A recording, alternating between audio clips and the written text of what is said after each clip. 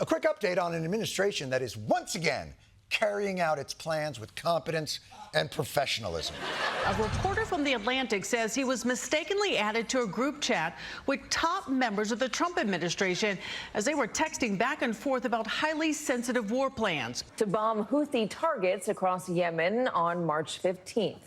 Everything from the weapons America would be deploying to the timing and the attack sequences.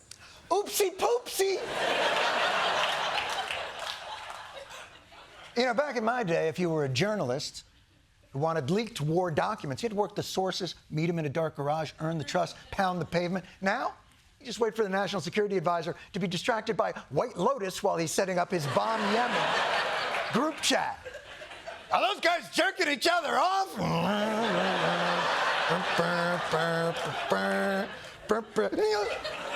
President Trump demanding a painting of him be removed because he finds it unflattering.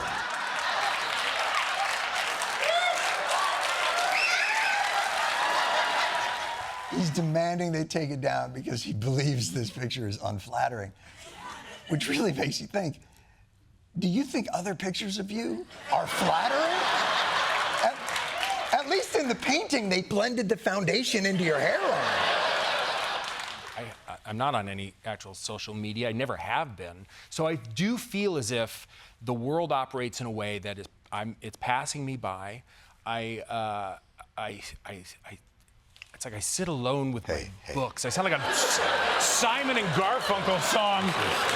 I am a rock. You know, here's what's crazy. I'm going to tell you something. Look up for 1 second. I do this every time we're together. God, my life is fucking horrible. No. Before I let you go, I want to show the audience something. I want everybody at home to look at this. Paul is older than I am.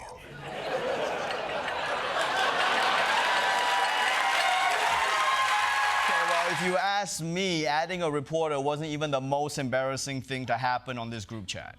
According to Goldberg, the administration officials reacting after the strikes, excellent, a good start. Waltz even sending several emojis. Is anyone else kind of upset that we're conducting war by emoji now? I mean, what does this even mean? What, I'm gonna fist the flag and then light it on fire? Like, there's a reason why you don't use emojis for life and death situations. It's too open to interpretation, okay? Like, imagine if your doctor texted you a crab emoji, right? And now you're going, oh my God, I have crabs? And your doctor has to be like, LOL, no, it's the astrology sign for Cancer, okay? You have cancer. Well, it's a mistake. You know, we make mistakes. We all make mistakes. What's somebody made a mistake? And that happens. Yeah, look, it's a mistake and we got to move on. Well, it was a mistake. Like I said before, it was a mistake. Everyone makes mistakes. Is that sufficient accountability to you to recognize that someone made a mistake and moving on? Because I don't see that same standard being held Boris, when other people have made... I gave you the soundbite already. I gave you the soundbite already. Boris, I gave you the soundbite. Stop asking follow-up questions. If I wanted to talk to a journalist, I'd be on a private group chat with Pete Hegseth. Signal might be a good app for you and me and our local drug dealer, but it's not for the Pentagon to plan wars on. One former White House official told Politico their personal phones are all hackable, and it's highly likely that foreign intelligence services are sitting on their phones watching them type the shit out. That's right. Foreign adversaries could be watching whatever Pete Hegseth types into his phone, like "ba near me," or "how to fool breathalyzer," or "how to uncrash car." You know what? All's well that ends well. The good news is that no one got hurt except for the people of Yemen, and I guess it'll be okay as long as everyone involved learned their lesson. Peter, exit question, and I don't know if you know the answer. Are they ever going to use Signal again for something like this? It seems like, yes, they will. Okay, good enough.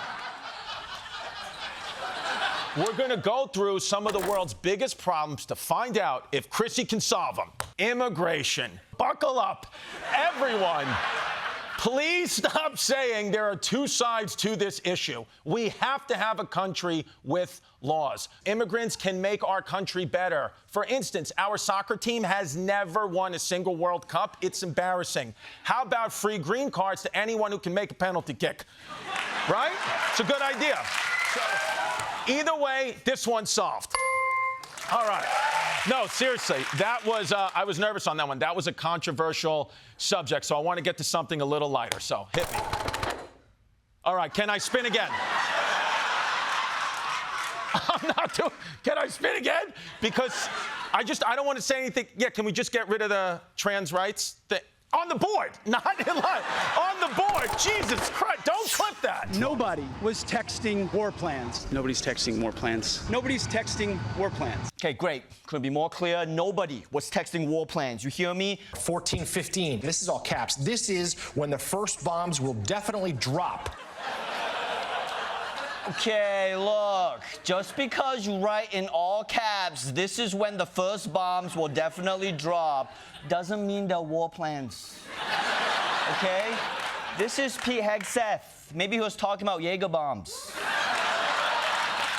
I don't think it's specific enough to be considered war plans. It doesn't tell you, hey, we're going to hit this particular village, this particular city, this particular target, this particular individual. They were talking about when, not specific longitude and latitude and all that other stuff.